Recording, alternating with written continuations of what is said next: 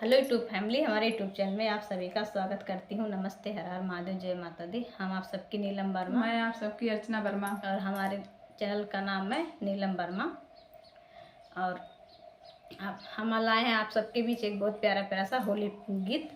और आप सब लाइक शेयर सब्सक्राइब जरूर करना दोस्तों, भरपूर सपोर्ट करना और फुल वॉच में जरूर देखना। फागुन में होली मनावा सखी, फागुन में होली मनावा, फागुन में होली मनावा सखी, फागुन में होली मनावा।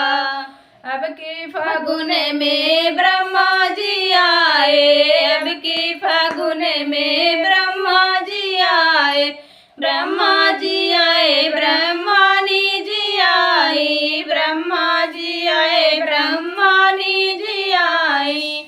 रंग गुलाल उड़ावा सखी, की फागुन में होली मनावा, रंग गुलाल उड़ावा सखी, फागुन में होली मनावा, रंग गुलाल उड़ावा सखी, फागुन में होली मनावा, फागुन में होली मनावा सखी, फागुन में होली मनावा, फागुन में होली मनावा सखी, फागुन में होली मनावा।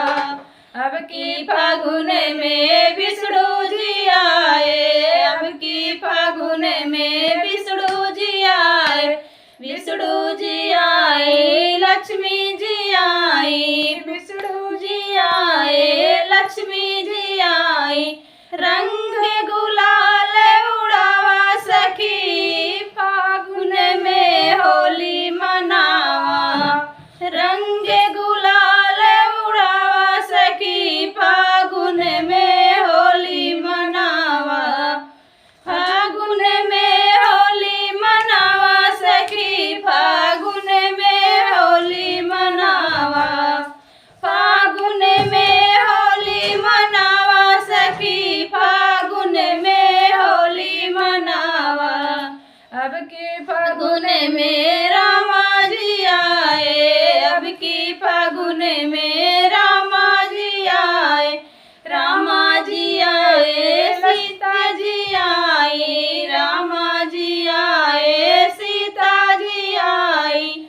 रंग गुलाल उड़ावा सखी, फागुन में होली मनावा, रंग गुलाल उड़ावा सखी, फागुन में होली मनावा, फागुन में होली मनावा सखी, फागुन में होली मनावा, फागुन में होली मनावा सखी, फागुन में होली मनावा।